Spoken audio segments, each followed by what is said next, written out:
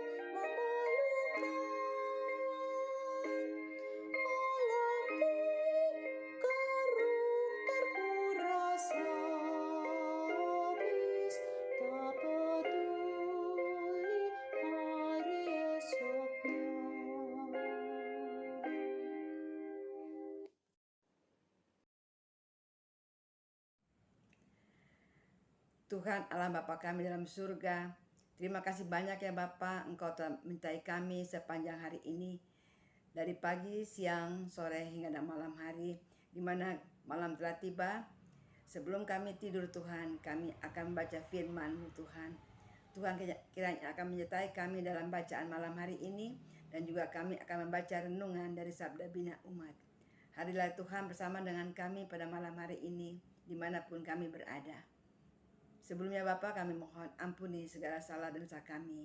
Dalam nama anak-Mu Yesus Kristus kami berdoa dan mengucap syukur. Amin. Bacaan malam hari ini diambil dari kitab 2 Tawarikh pasal 18 ayat 23 sampai dengan 34 yang menyatakan,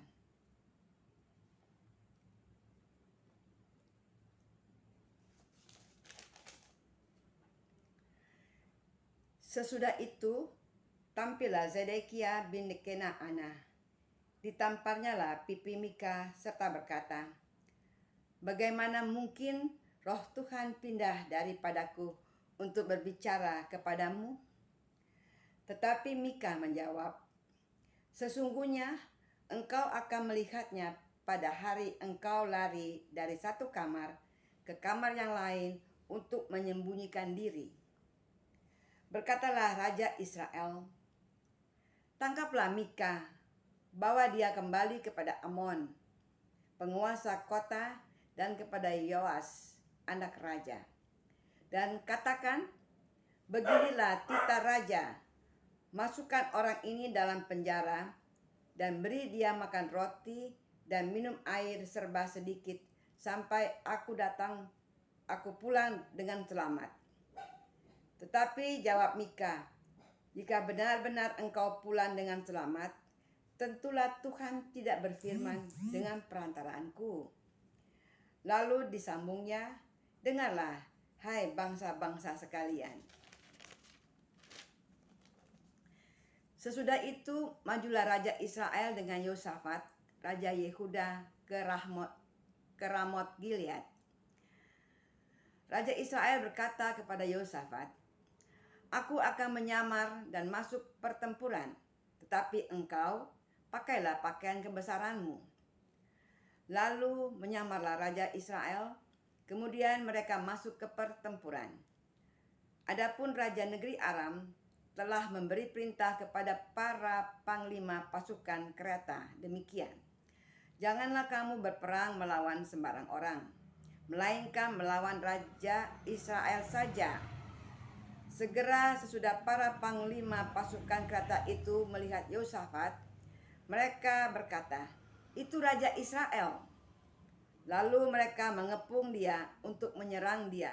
Tetapi Yosafat berteriak dan Tuhan menolongnya. Allah membujuk mereka pergi daripadanya. Segera sesudah para panglima pasukan kereta itu melihat bahwa dia bukanlah Raja Israel, maka undurlah mereka daripadanya.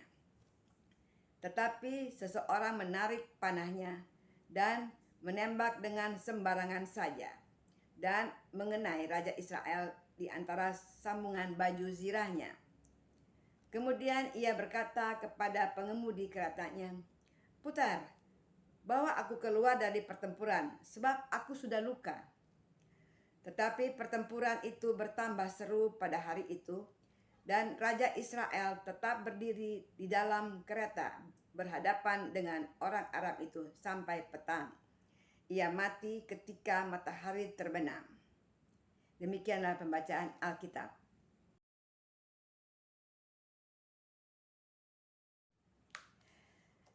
Oma Opa, kita akan membaca renungan malam hari ini melalui Sabda Bina Umat, di mana ayat emas yang diambil adalah dari ayat 27. Tetapi jawab Mika, "Jika benar-benar engkau pulang dengan selamat, tentulah Tuhan tidak berfirman dengan perantaraanku." Opa, Oma, kalimat seperti ini, "Biarlah semua terjadi atas kehendakmu." Kalimat ini acap kali kita ucapkan dalam doa. Tentunya maksud kalimat ini adalah bahwa dalam menjalani hidup ini kita berserah kepada kehendak Allah. Pertanyaannya bagaimana? Kalau apa yang Allah berikan ternyata berbeda dengan keinginan kita, apakah kita masih tetap taat pada kehendaknya atau malah taat kepada kehendak kita? Ahab menghadapi hal seperti di atas. Ia memanggil Mika untuk mengetahui kehendak Allah atas rencananya menyerang pasukan Aram. Namun setelah Mika menyampaikan pesan Allah bahwa Ahab sendiri akan gugur dalam peperangan, maka Ahab lebih mengikuti pernyataan 400 nabi yang isinya menyenangkan dirinya. Kita bisa baca pada ayatnya yang kelima. Oma, Opa, kekasih Tuhan, pesan utama firman ini adalah lakukanlah kehendak Allah. Kehendak Allah adalah tuntunan untuk membawa kebaikan bagi kehidupan kita. Jangan menolak untuk memberlakukan kehendak Allah. Jangan mengandalkan akal, ego kita, melainkan bukalah hati dan diri untuk mendengarkan dan melaksanakan kehendak Allah dalam kehidupan ini. Menjadi pertanyaan, apa ukuran yang bisa menjadi patokan untuk mengerti kehendak Allah untuk dilakukan dalam hidup ini? Jawabnya adalah kasih. Ketika aktivitas didasari pada kasih yang Allah kehendaki, maka itulah pemberlakuan kehendak Allah yang benar. Malam ini tentunya kita sudah menyelesaikan banyak aktivitas sedari pagi tadi. Saatnya kita tenang dan merenungkan kembali apakah kita sudah mengerjakan semua aktivitas dalam kehendaknya. Lihatlah sejauh mana kita bertindak kasih dengan siapa saja di sekitar.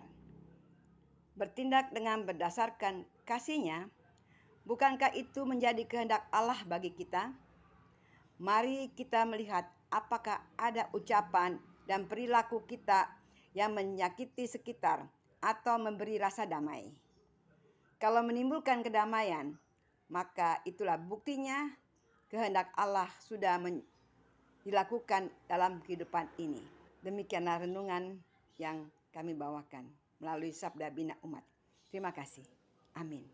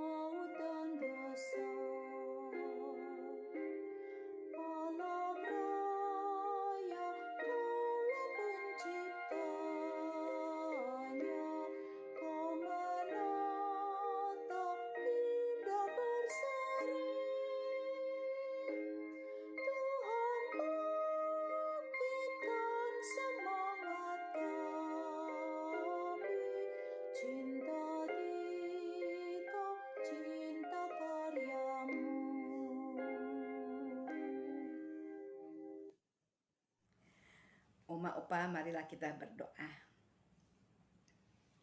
Kembali ya Tuhan, kami datang kepadamu mengucap syukur, banyak terima kasih karena Tuhan Yesus kami sudah boleh Tuhan menyelesaikan ya Tuhan bacaan firman Tuhan dari Alkitab dan juga membaca renungan dari Sabda Bina Umat.